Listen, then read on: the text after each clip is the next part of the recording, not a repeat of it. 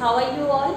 Hope you are fine and safe at your homes. So yesterday we have started reading of lesson number 5 from the reader book Honeysuckle, a different kind of school by the writer E.V. Lucas. So we have finished reading half of the chapter and I have asked you to read the chapter from your home. So let's continue the chapter now today. So yesterday we have discussed about a different kind of school of Miss Beam's school. We have discussed the special teaching methods or the qualities of Miss Beam's school. Why it was different from all other schools? Because it had blind day, deaf day, dumb day in all the terms in Miss Beam's school. And there was an author E.V. Lucas who happens to visit Miss Beam's school and he happens to meet the children who are acting as deaf, dumb, blind and lame. And what are his experiences? What are the questions that goes into his mind? So we were about to discuss those questions. So let's continue the chapter now. So we were on page number 59. So please open your books on page number 59. Paragraph number 12. Miss Beam led me to one of the bandaged girls. "Here's a gentleman come to talk to you," said Miss Beam and left us. So what happens when the author he meets Miss Beam? So she leads him to the garden and she just asks him to meet the bandaged girl, and the girl is with the writer, and Miss Beam leaves them both of them in the garden and she goes away. Now what happens next? Let's continue. "Don't you ever peep?" I asked the girl. So the author is now questioning the girl that when there is a bandage on your eyes, don't you ever peep? So let's see what the girl answers to the writer. "Oh no," she exclaimed, "that would be cheating." So she says, "No, I'd never do that, because if I peep, that would be cheating and I never cheat. But I had no idea it was so awful to be blind." But then she says, "I never cheat, but it was very, very painful, and that would be cheating, and it was so awful to be blind. And when I actually came across such a day, so I came to know that it is very, very bad to be blind. I have come to know the misfortune of the people who are blind when I have acted myself as a blind girl." Awful here means bad. So let's write down the meaning of awful. Awful is bad. Okay. Next, you can't see a thing. You feel you are going to be hit by something every moment. So she's what? She's explaining her feeling. She says that it is very, very difficult to be blind because you have a fear that any moment you can be hit with something in front and you can't see anything. It's such a relief just to sit down, but when you are placed at one seat, if you are seated at one place, then you feel a little bit relaxed. So relief here is relaxed. Okay, so let me write down the meaning also. Relief, it is relaxed, or you can say comfortable. So she feels relaxed when she is sitting at one place because then there is no fear of being hit with something in front.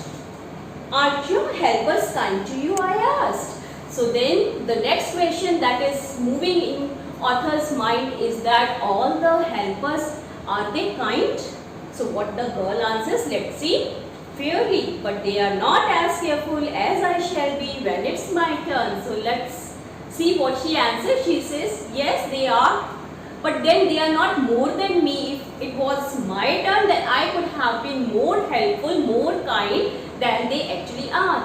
होता है ना सबके साथ में, हमें लगता है कि we are the best, and when it is our turn, we will be much, much better than our friends. So similarly, she also answers in the same way. "Those that have been blind already are the best helpers." So what she says, that those who have been already blind, they know the experience better, so they are more good helpers, since they have actually experienced themselves the misfortune of being blind. "It's perfectly ghastly not to see. I wish you would try." It's perfectly ghastly. Ghastly means terrible, frightful. So let's write down the meaning of ghastly. It is terrible, or you can say fearful even. So it is very, very terrible, or it is frightful when you are not able to see anything. And she says, "I wish you could also try one day to be blind." Shall I lead you anywhere? I asked. Then the conversation is going on between the girl and the author, and he asks her, can I lead you? Can I drop you anywhere? Okay, now they are moving in the garden, so he asks the girl if she wants to go anywhere, then he can lead the girl. He can help the girl to reach there. Oh yes, she said, let's go for a little walk. And the girl says, okay, let's go for a walk. Only you must tell me about things. Now she is blind, she can't see anything, so she says that it's only you who will help me out to see the things around me now. I shall be so glad when today is over. So she says it's my blind day and I'm waiting when the day will be over. So I'll be very, very glad when the day is over and I will just take out the bandage from my eyes. Glad is what? Another meaning we have, glad, happy. Okay. The other bad boys can't be half as bad as this. Having a leg tied up and hopping about on a crutch is almost fun, I guess. The other bad days can't be half as bad as this. So now the author is again saying that I think that the other boys or girls who are just trying to hop on the crutches with the help of the crutches, if they are hopping because they are just acting as lame girls and boys, that I think is just like a game. It would be fun. Do you think that being a lame is actually a fun when you can't walk on your leg properly and you have to lean on your crutches and you have to hop? So is it a fun for you? Let's see what the girl says. Having an arm tied up is a bit more troublesome because you can't eat without help and things like that. So she says, oh no, it's not like that. Even the lame day is very, very difficult because you have your arm tied up to the crutches and you can't even move your arm and you have to just it is very, very troublesome and can't eat without help. And when your arm is tied in the crutch, you can't eat anything with yourself. You have to take others' help to eat everything, and then again it is very, very troublesome, problematic situation. I don't think I mind being deaf for a day, at least not much.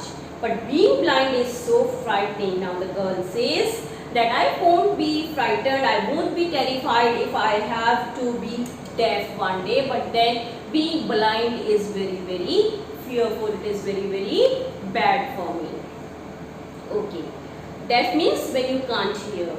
But being blind is so frightening means very, very fearful, scary it is. My head aches all the time just from worrying that I'll get hurt. Where are we now? So the girl says, I just can't bear this thought when I am blind. I am continuously in a fear that I'll be hurt with something in front. So she says that my head always starts aching, paining. Aching is what? Paining with tension, with worry that I'll be hit somewhere in front. So where are we now? She again asks, where are we now? I don't know where we are. I can't see where we are. Okay. Aches. What is aches? Pain. We always use this term, headache. I am having a headache. So it's pain. Pain in the head. Okay. And it is due to the tension, the worry that is going on, that she will be hit in front by something. In the playground, I said, we are walking towards a house. So the author replies that we are now in the playground and we are walking towards one house. Miss Beam is walking up and down the garden with a tall girl. Now he says that Miss Beam is also there in the playground and she is walking with one tall girl. What is the girl wearing? My little friend asks. Now the author says that the girl questioned me that what is that girl wearing? A blue cotton skirt and a pink blouse. Then the answer is that she is wearing a blue cotton skirt and a pink blouse. I think it's Millie, she said. What color is her hair? So she says when he reveals that the girl is wearing this dress, so the girl immediately comes to know that it's no one else but then Millie. And then she asks about the color of her hair. Let's see what the author answers.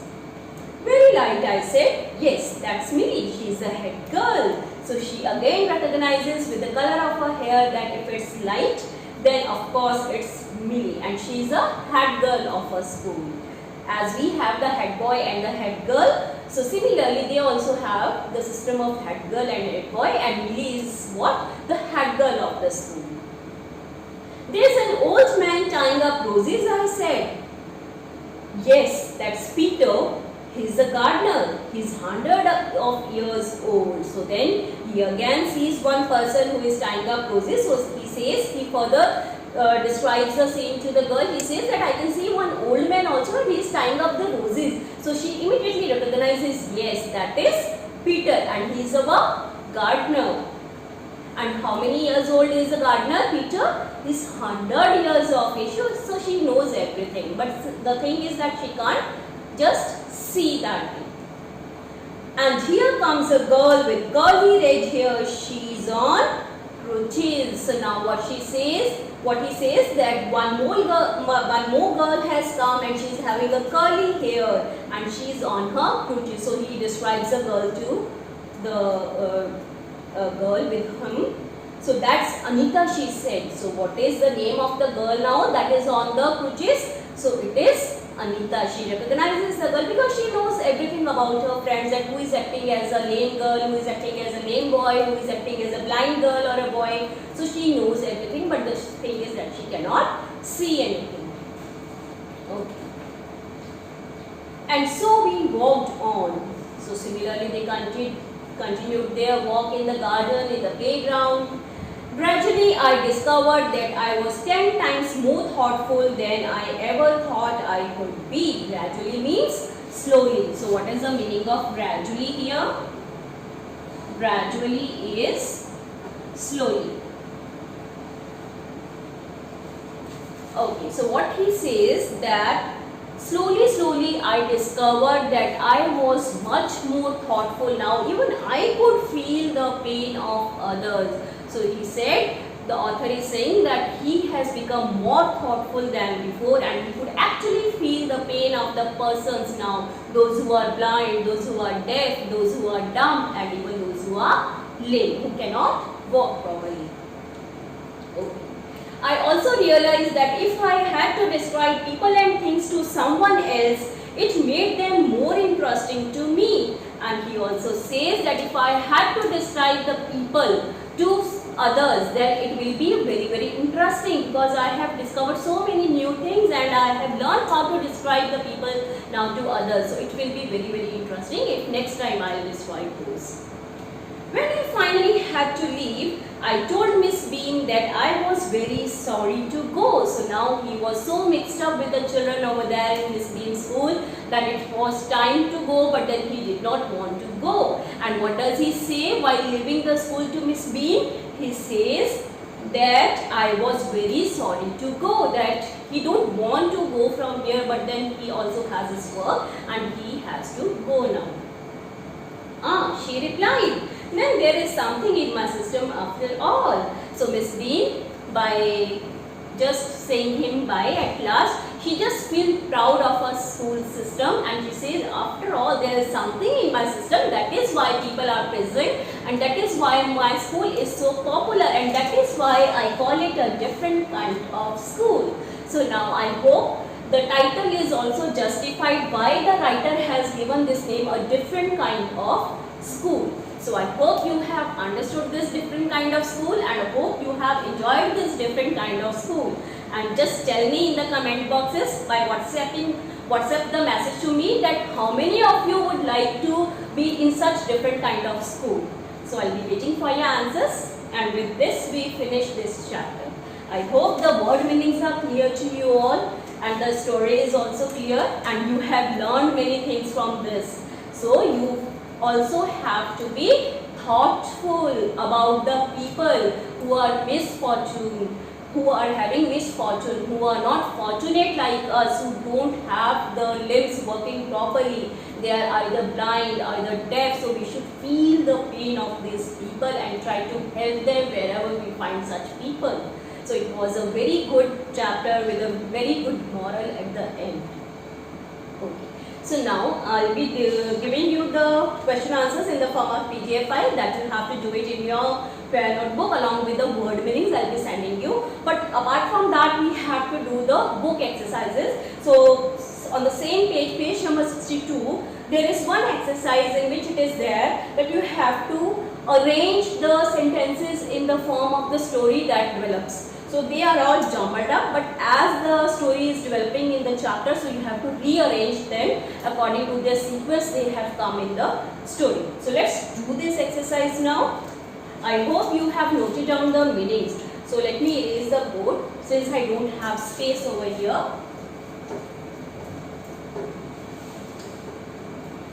So you can just take out your pencils and start noting down the answers. So, I shall be so glad when today is over. Having a leg tied up and hopping about on a crutch is almost fun, I guess. You can do it sideways in your books. I don't think I mind being deaf for a day, at least not much. But being blind is so frightening. Only you must tell me about things. Let's go for a little walk. And the other bad days can't be half as bad as this. So this is the sentences. These are the sentences that they have given you, but they are all jumbled up. They does not come in the sequence that is there in the book. So let's arrange them. So I'll just give you the series how you should write. So the first one, it will be at 3rd place, second at 5th place, then next 6, 2, 1, 4. So it comes to be 3. It's exercise A on page number 62. So 3, 5, 6, 2, 1, 4. So this will be your series in your book. Okay. Next B part I will be sending you. It is the question answers only. Next on page number 63, match the words and phrases with the meanings in the box below. So the meanings are already given in the help box and you just need to write the meanings. The match, you have to just match them with the words in the phrases in the left hand side. So homesick, I have already told you the meaning. What does it mean? Wanting to go home. So I'll just write down the meanings. You can just copy it down in your book sideways. So for the first one, homesick, it is wanting to be home. Okay. Next, practically, it should be almost. Third, it pains me. What it should be? Hurts me. So already there in your help box, simply you need to write out in front. Okay. Next, appreciate. It is understanding the difficulties. Understanding the difficulties. Okay. Fifth one, thoughtless. So it should be not very caring. So we have already done, even the thoughtless child becomes thoughtful in the school of Miss Bean. Exercise, that is number 6, is test the strength of. Test the strength of. Number 7, relief. Relief, we have a welcome change. A welcome change. And the last one is ghastly. And it is what? Terrible. We have already done it. So with this, we finish this exercise. I hope you have noted down the numbers in front of the paragraph numbers. So let's move on to the next exercise. Reword these lines from the story. So some lines are given, but then you have to rearrange them. So simply you don't have to change the meaning, but it can be said in another form. So you have to write that another form. So let's do this exercise. So I hope you have noted down. I need to rub the board. So let me rub the board. Till then you can just try to solve it in your books. Okay.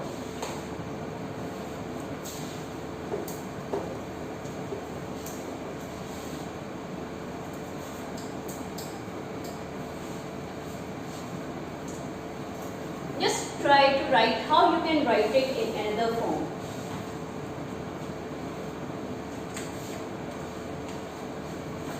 Okay, so it's on page number 63. So I'll just mention the page number for you all. And it's exercise number B. I'll take the first one for you all. So what it is? I had heard a great deal about Miss Beam's school. What does it mean? Can be written as, writer has heard people praising the teaching methods at Miss Beam's school. So what should we write? Writer, you can even write with pencil in the book. Writer had heard people praising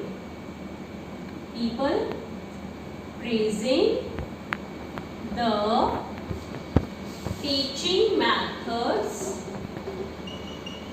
teaching methods at Miss Beam's school. This way you have to do this. Next one, Miss Beam was all that I had expected, middle-aged, full of authority. So how we can write? We can write that a writer had found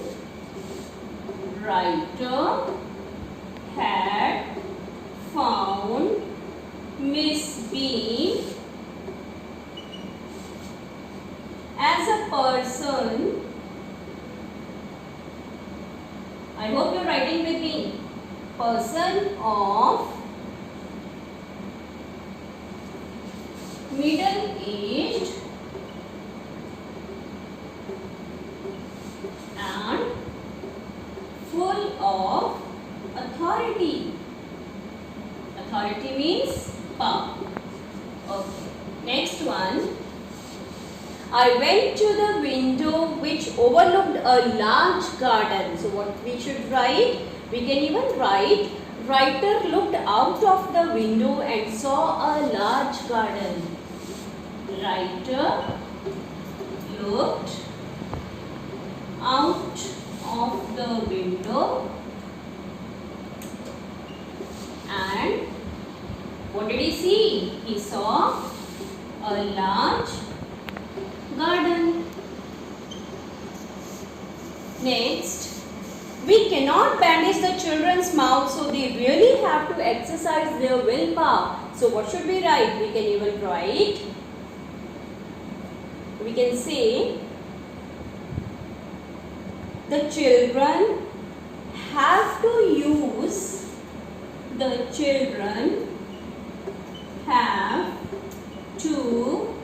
what? Use their willpower. For what? To keep quiet. Isn't it? They don't have to move their hands, but then they have to use the willpower for this. Okay. So with this we finish this exercise. Moving on to next page, page number 64. This exercise, let us see what we have to do. Given below is a page from a dictionary. Look at it carefully and some questions are given based on the page from dictionary. So let's see what they are asking you. It's on page number 64, exercise number C, and the first one, let's take it up. I hope you have done exercise B, so I have erased it. Okay. Find a word which means the same as ghastly. From this page from dictionary, you have to find the meaning of ghastly. Write down the word and its two meanings. So you have to write the word first. What does ghastly mean? We have already done in the word meanings. Yes, it means terrible. And then you have to write the two meanings of these words. So what can be the meaning? We have done it. Fearful. We can say fearful and very bad. So this way you need to do this exercise. You can do it in the book itself with pencil. Find the word meaning a part of the school year. So you have to find a word which means a part of the school year. So we can say it as a term and a period of time. It means a period of time. Next you have to do is find a word that means examination. You also have to find a word which means examination. So it's just using a dictionary. Okay, so what we can say is test, of course, is examination only. Yes, and what does it means? To check the ability. So now one meanings I have given you from this dictionary page, and the other one you need to find. So this is your homework, you will do it yourself. It's given on this page only. Moving on to page number 65.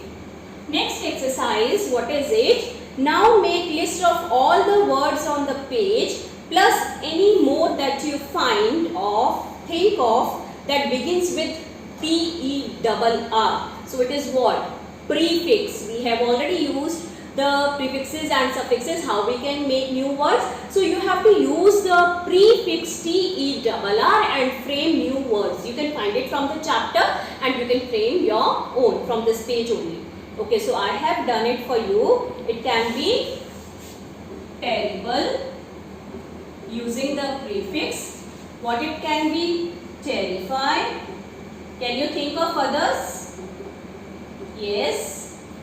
Terrain. It's all given on the page, the previous page. And territory. So this is the list that I have done. So you can add on more words with P-E-R-R as a prefix from your side. So this is again your homework. Okay. So moving on to next page, that is page number 66. One exercise is there, make a short list of things you find difficult to do. So this is your homework. See, they have given you two examples. Turning a somersault, you might have done in your childhood, even I have done this. Turning a somersault or threading a needle. For the boys it might be difficult threading a needle, but for the girls it can be easy. So similarly, turning a somersault can be easy for the boys, whereas difficult for the girls. It all depends upon your interest. So this way you have to make at least list of 5 things you find difficult to do.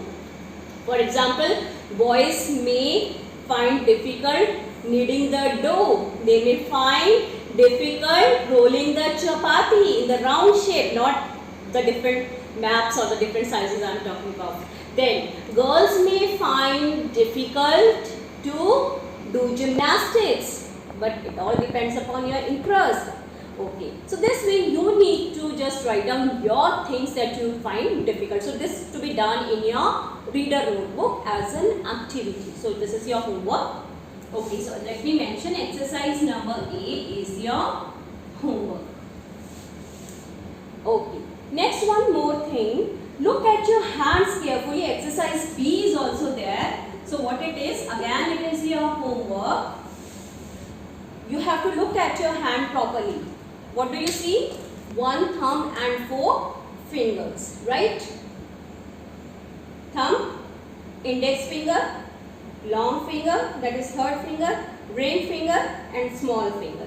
So 4 fingers we have and 1 thumb we have. So what you have to do is now write down for each finger one action for which that finger is particularly important. So you have to mention which finger is important for what action.